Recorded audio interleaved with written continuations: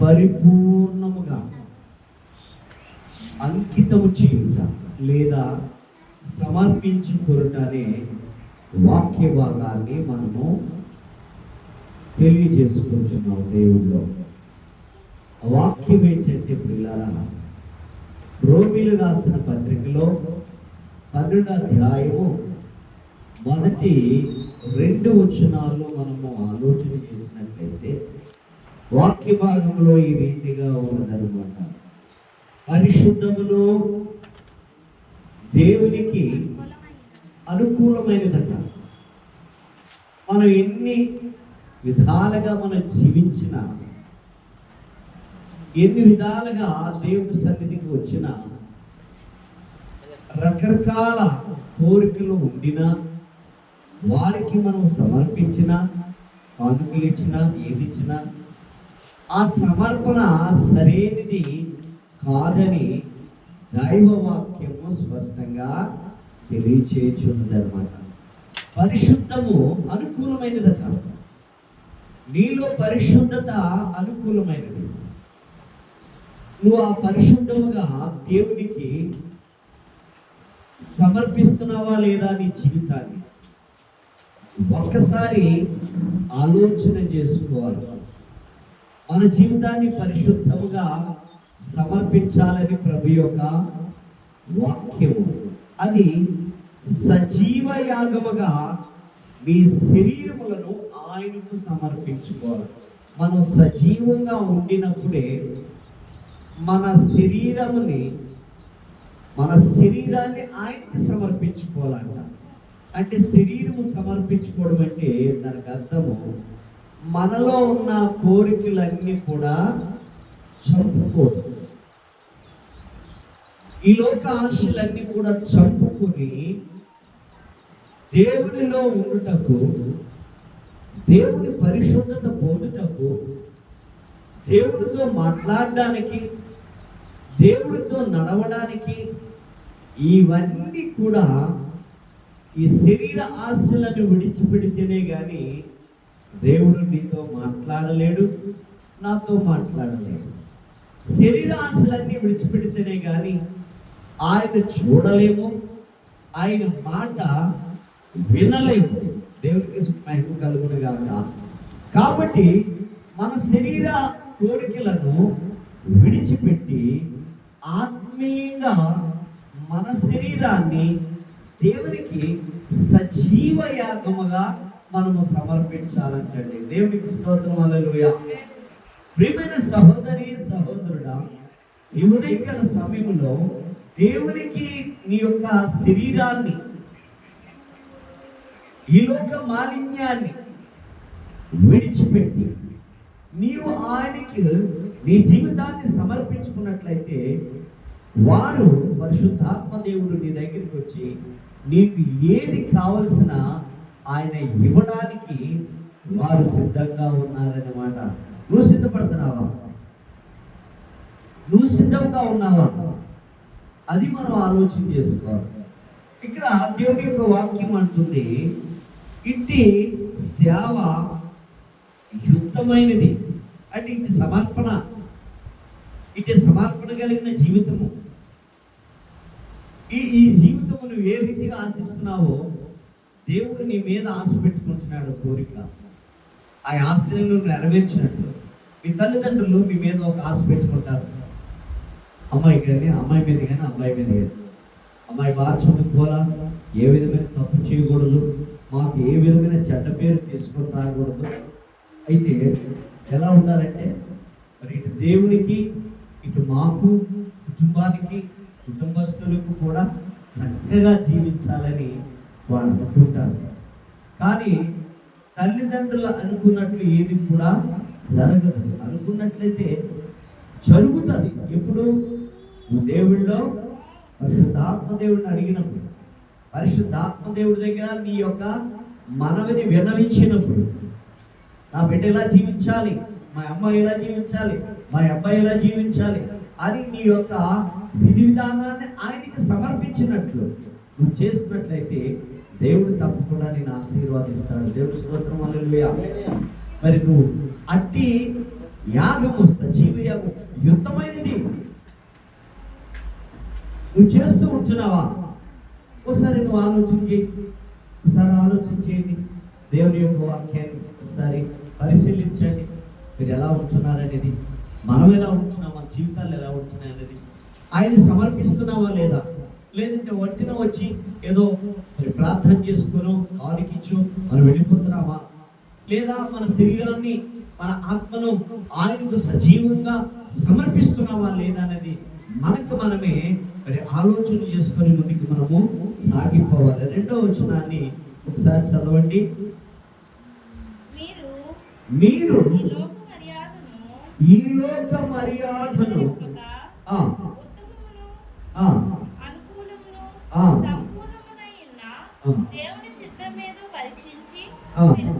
ఇక్కడ చూడండి, తర్వాత చదువుతుంది. కానీ దేవుని యొక్క వాక్యం ఏ రీతిగా మనకి తెలియచేస్తుంది అన్నమాట. మీరు ఈ లోక మర్యాదను అనుసరింపక, అంటే ఈ లోక మర్యాదలు ఉంటాయి కదా. ఏంటంటే ఆ మర్యాదలు ఈ లోకంలో ఏ ఉంటాయి? ఈ లోక ఆచారాలు ఉంటాయి. ఈ లోకంలో ఏంటండి? ఇది కావాలి, అది కావాలి, 2 కావాలన్న మనుషులు కూడా ఉన్నారు. వారి నెరవేరు ఏనాడు కూడా. ఇటు మృపుతారు, అటు వెళ్ళి కూడా మృపుతారు. అది కాకుండా దేవుడు ఈ రీతిగా మనకి సెలవిస్తూ ఉన్నారన్నమాట. చూడండి, అనుకూలమును సంపూర్ణమై ఉన్న దేవుని చిత్తం ఏదో పరీక్షించి తెలుసుకున్నట్లు మీ మనసు మారి నూతనమగునట్లుగా రూపాంతరము పొందుడి. దేవుని స్తోత్రం, హల్లెలూయా. దేవుడు కూడా రూపాంతరం పొందినప్పుడు ఈ శిష్యులు అంటారు కదా, మోషే కోటి మీ కోటి ఏంటి పర్ణశాలలో కట్టిస్తామంటారు. యేసు ప్రభువుల వారు కొండ మీదకి వెళ్ళి ప్రార్థన చేసుకుంటే ఆయన రూపాంతరం చెందుతాడు. ఆయన వెలుగు, ఆయనలో నిన్ను వెలుగు ప్రకాశిస్తుంది. రూపాంతరం అంటే మన శరీరంలో ఉండినా సరే పరిశుద్ధాత్మ దేవుడిని నమ్ముకున్నట్లయితే మన రూపంలోని యేసు ప్రభువుల వారిని మనం చూపిస్తూ ఉంటాం. మన రూపం మారుతుంది. మనం నలుపైన ఎరుపైన మనలో ఉన్న ఆ దేవుడి యొక్క కాంతి ఇతరులకు వెదజల్లుతుంది. అది రూపాంతరము. దేవుని స్తోత్రం, హల్లెలూయా.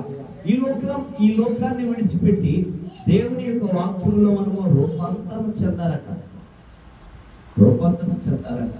నువ్వు చెందుతూ ఉన్నావా? నువ్వు దేవుని కృపను పొందుతూ ఉన్నావా?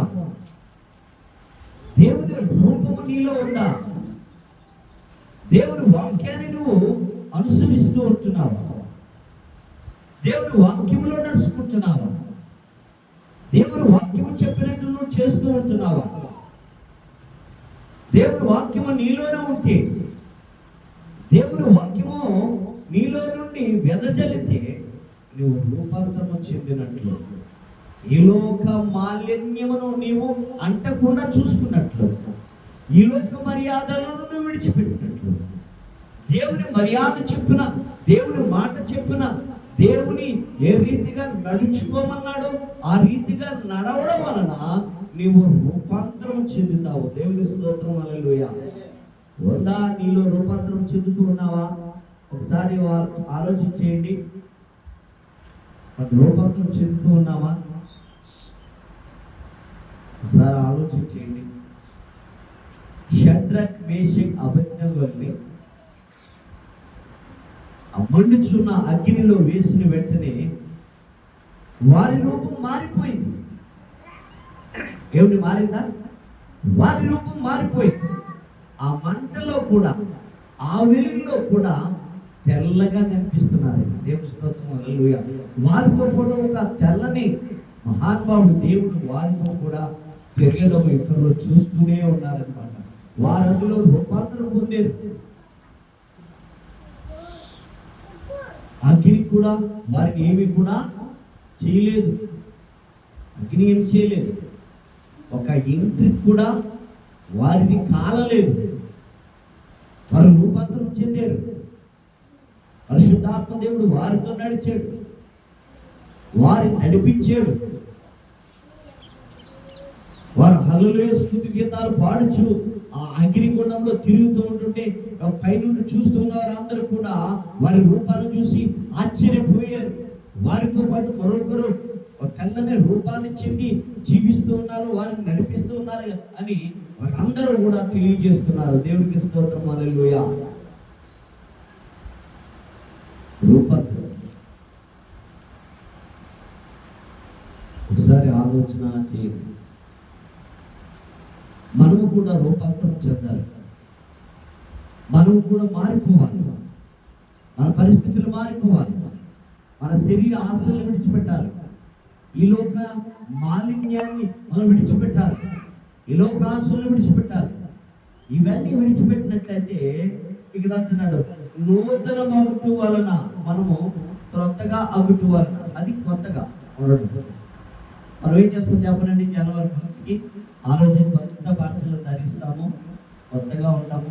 ఏమంటారండి, పండగ పూట ఎవరిని ఏమనకూడదు, ఎవరి చేత మనము అనిపించుకోకూడదు అని చెప్తాం. పండగ అది కాదు. నువ్వు ఎప్పుడైతే రూపాంతరం పొందుతావో, ఎప్పుడైతే నీ శరీరము నూతనముగా ఉంటుందో, అవునా కదా, అప్పుడే నీవు నీలో నూతన సంవత్సరం ప్రవేశించినట్టు. ఇవో పాతవి గతించును, సమస్తము క్రొత్తవాయును. అంటే రూపాంతరం అంటే ఏంటి? పాతవి గతించిపోవాలా. నీలో ఉన్న సమస్తము మాట, చూపు, నడక, ఇంకా ఆలోచనలు, తలంపులు, ఉద్దేశాలు ఇవన్నీ కూడా అన్ని నూతనముగా మారిపోవాలండి. దేవుని స్తోత్రం, హల్లెలూయా. అదే రూపాంతరం అన్నమాట. ప్రియమైన సహోదరి సహోదరుడా, ఈ ఉదయకాల సమయంలో నీవు నేను దేవుని సన్నిధిలో రూపాంతరం పొందడం అంటే ఇవి పాతవన్నీ కూడా విడిచిపెట్టి, పాతవన్నీ కూడా గతించిపోయేవని వాటిని అన్నిటిని కూడా విడిచిపెట్టిగో సమస్తము క్రొత్తవాగును. దేవుని స్తోత్రం, హల్లెలూయా. నీలో క్రొత్తవి ఏమన్నా కనిపిస్తున్నాయంటే అవి దేవుళ్ళలోనే కనిపించాలి. నీ మాట కొత్తగా ఉన్నదంటే అది దేవుళ్ళలోనే ఉండాలి. నీ నడక కొత్తగా ఉన్నదంటే అది దేవుళ్ళలోనే ఉండాలి. నీ ఆలోచన క్రొత్తగా ఉన్నదంటే అది దేవుళ్ళలోనే ఉండాలి. నీ ప్రవర్తన క్రొత్తగా ఉన్నదంటే అది దేవుళ్ళలోనే ఉండాలి. ఒకసారి ఆలోచించేది. నిన్ననే న్యూస్లో విశాఖపట్నం మురళీ నగర్లో ఒక 25 సంవత్సరాలు కలిగిన 22 ఒక యవ్వన బిడ్డ ఏం చేసాడో తెలియదు కానీ వార్తల్లో వచ్చింది. రౌడీ షీటర్స్ వారు తగిలి ఆ వ్యక్తిని చంపడం జరిగింది. పిల్లరా, చిన్న కాదు, చిన్న పెద్ద తేడా లేదు. ఏ మరణము ఎప్పుడు వస్తుందో, ఎలా వస్తుందో ఎవరికి కూడా తెలియని పరిస్థితి. అవును సహోదరు, ఈ ఉదయకాల సమయంలో దేవుని వాక్యం తెలియపరచండి. ఇవి పాతవి గతించిపోవాలి, నూతనం అవ్వాలి, నువ్వు రూపాంతరం పొందాలి, దేవుడితో ఉండాలి. ఈ లోకమాన్యాన్ని కూడా విడిచిపెట్టాలి. దేవుని వాక్యం వినాలి, తల్లిదండ్రులు లోబడాలి, కుటుంబాన్ని లోబడాలి, సమాజాన్ని లోబడి ప్రభు మార్గాన్ని వెతికి జీవించినట్లయితే నీవు దేవుళ్ళలో ముందుకు సాగిపోతావు. దేవుని స్తోత్రం, హల్లెలూయా. ప్రియులారా, మరో వాక్యాన్ని మనం చూసుకొని ముందుకు మనము సాగిపోదాము. 2వ కొరింథీయులు రాసిన పత్రికలో దేవుని వాక్యము స్పష్టంగా మనకి కనబడుతూ ఉన్నదన్నమాట. 6వ అధ్యాయము 18వ వచనాన్ని మనము చదువుతున్నాము.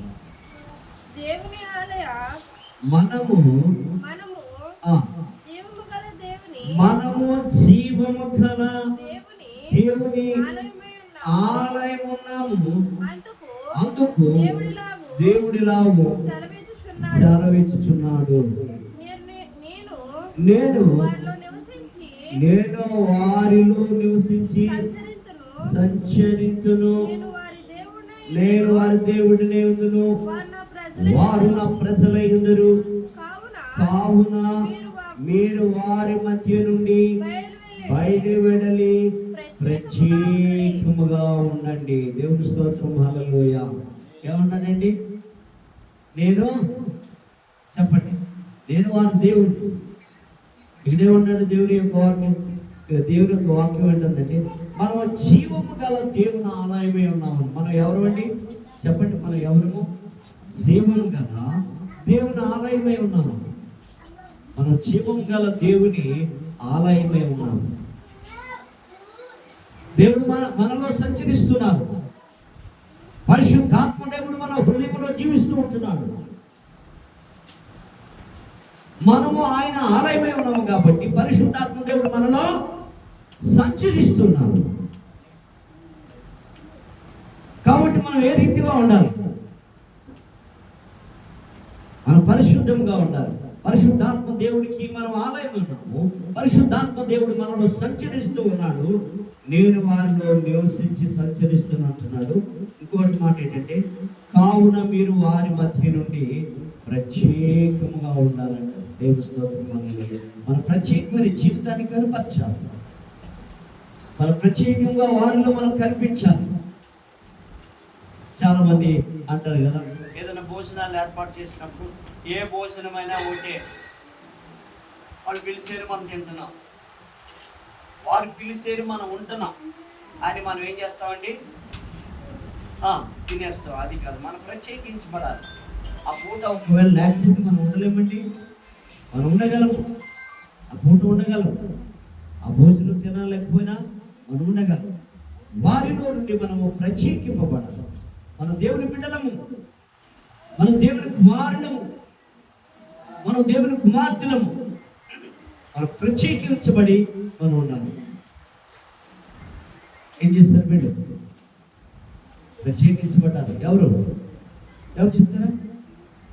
షడ్రకు, మేషక్, అబేద్నెగో వీరు ప్రత్యేకింపబడ్డారు. మేము బ్రొక్కము. వారు చూపించిన విగ్రహాలకి మేము బ్రొక్క తెలుసుకోలేదు. మేము బ్రొక్కము. మేము ప్రత్యేకింపబడి, మేము సజీవమైన దేవుని బిడ్డలం. మేము సజీవమైన దేవుని బిడ్డలం. మేము ప్రత్యేకింపబడ్డాము. మేము వారు చెప్పింది మేము చెయ్యము. దేవుని స్తోత్రం చెప్తామండి. హల్లెలూయా. కాబట్టి ప్రియులారా, మనం ప్రత్యేకింపబడాలి జనముల నుండి. మనం ప్రత్యేకింపబడి వారు బాధల కొరకు, వారి ఇబ్బందుల కొరకు మనం ప్రార్థన చేసి వారిని మార్చాలి. ఈ లోకంలో నుండి వారు నశించిపోతున్నారు కాబట్టి వారి కొరకు మనం మన జీవితాన్ని మనం ఉదాహరణగా మనం చుట్టూ ఒక మోడల్గా ఉండాలి. మన బైబిల్లో మనం చదువుతున్నాం కాబట్టి మన జీవితం వారి దగ్గర ఒక మోడల్ జీవితం కనపరుస్తూ మనం ఏం చేయాలంటే ప్రత్యేకింపబడాలి. అర్థమైందా? మనం ప్రత్యేకింపబడాలి. ఒక మోడల్ జీవితం, ఒక మోడల్ ప్రత్యేకింపబడాలి. ఏమండి? ఒక పీజీ స్టూడెంట్ ఉన్నాడు అనుకోండి, డిప్లొమా స్టూడెంట్ ఉన్నాడు అనుకోండి, చిన్నపిల్లల దగ్గర ఎలా ఉండాలంటే మనం ప్రత్యేకింపబడాలి, మనం గౌరవింపబడాలి. ఈ చదువులు పెట్టానా, ప్రత్యేకపడి చదువులు పెట్టానా, గౌరవిస్తున్నారా బాబు అని అనుకోవాలి. మనం ప్రత్యేకింపబడాలి. నువ్వు ప్రత్యేకింపబడుతున్నావా? నీ జీవితంలో ప్రత్యేకత ఉన్నదా? ఒకసారి ఆలోచించేయండి. మనం ప్రత్యేకింపబడ్డామా? మన జీవితంలో ప్రత్యేకత అనేది ఏదైనా కనపరచబడుతుందా అనేది ఆలోచన చేసుకోవాలి. నువ్వు దేవుళ్ళలో ప్రత్యేకింపబడాలి. ఈ ప్రత్యేకమైన జీవితాన్ని నువ్వు కనపరచాలి ఇతరులకు. నిన్ను వాళ్ళని పొరుగుని ప్రేమించినట్లుగా వారిని మార్చాలి. వారి నరకానికి వెళ్లకుండా మనము వారి కొరకు ప్రార్థన చేయాలి, ప్రత్యేకించబడాలి. అటువంటి జీవితాన్ని మనము ముందుకు నడిపించాలి. మనం మన కుటుంబాన్ని మార్చాలి. భర్త భార్యను మార్చాలి, భార్య భర్తను మార్చాలి. వీరిద్దరు కలిపి కుటుంబాన్ని మార్చాలి. ఒక రోల్ మోడల్గా మనం ఈ లోకంలో మనం ఉండాలి, ప్రత్యేకింపబడాలి. ఈ లోక మాలిన్యాన్ని మనం అంటించకూడదు. దేవుని స్తోత్రం, హల్లెలూయా. అది జీవితాన్ని ప్రతి వారు కూడా మరి ఉండాలని ప్రభు గారితో మనం చేస్తూ మరి దేవుళ్ళలో నడవాలని, దేవుళ్ళలో ప్రత్యేకింపబడాలని, ఇతరులకు మన దేవుని యొక్క రూపాంతరాన్ని వారికి చూపించాలని మనలో దేవుని కనపరుస్తూ ఇతరుల్ని మనం మారుస్తూ ముందుకు సాగిపోవాలని ప్రభు పేరిట మీకు మనవి చేస్తూ